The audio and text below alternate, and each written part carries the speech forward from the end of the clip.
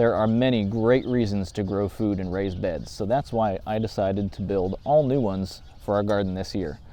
I have to build another one of these 4-foot by 4-foot beds today, so please stick around for that. I built this based on a design by one of my favorite YouTube gardeners, Patrick Dolan of 1 Yard Revolution. I like this design a lot because there's a shelf on the top to give you a place to sit, as I'm currently demonstrating. Also, it's built using untreated pine lumber as opposed to cedar, which means that it will last not nearly as long as a cedar bed, but it should still last for a while. And more importantly, since we have to build all of these beds, it will be significantly cheaper than using cedar. And I'm all about saving money wherever possible. Try my best to only spend money on things that are absolutely necessary. So there are two major reasons why I wanted to start using raised beds.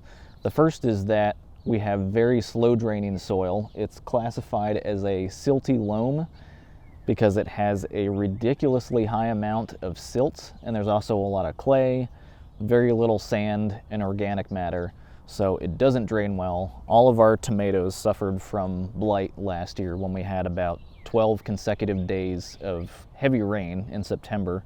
So this way we'll be able to customize the soil that we put in here, hopefully give it some better drainage and have a much better result. So the second reason is that I wanted to design this layout using Mel Bartholomew's square foot gardening method because it's just fantastic for a lot of reasons. We'll be able to fit a lot more in the growing space that we have and hopefully keep weeds down, not have to water as much. It's much easier to be able to reach everything for harvesting. So I also wanted to start growing vertically this year on these new trellises.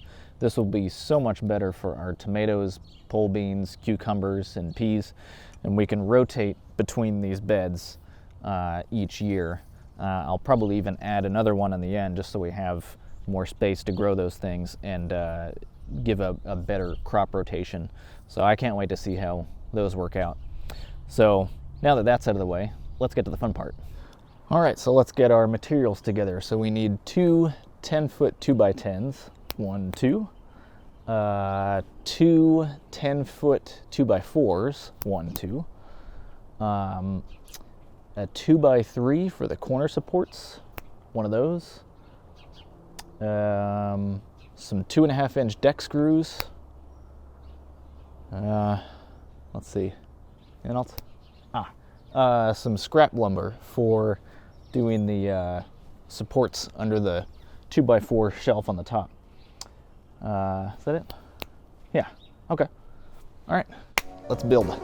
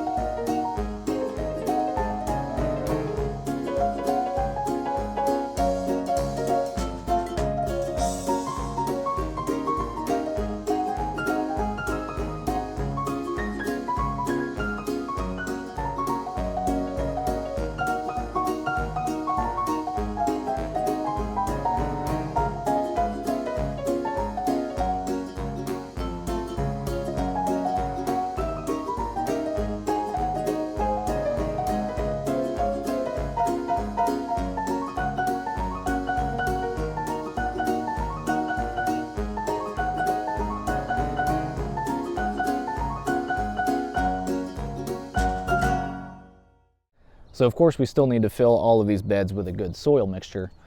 And apparently the local compost supply won't be ready until April 9th. And unfortunately that sets us back a little bit for getting our early spring crops planted, like our peas and broccoli and carrots. But that's okay. It's not too much of a delay, but that's one of the reasons I would normally recommend doing a project like this in the fall, because you'll have a much easier time finding compost that's ready to go, or if you have your own that you've been decomposing over the summer.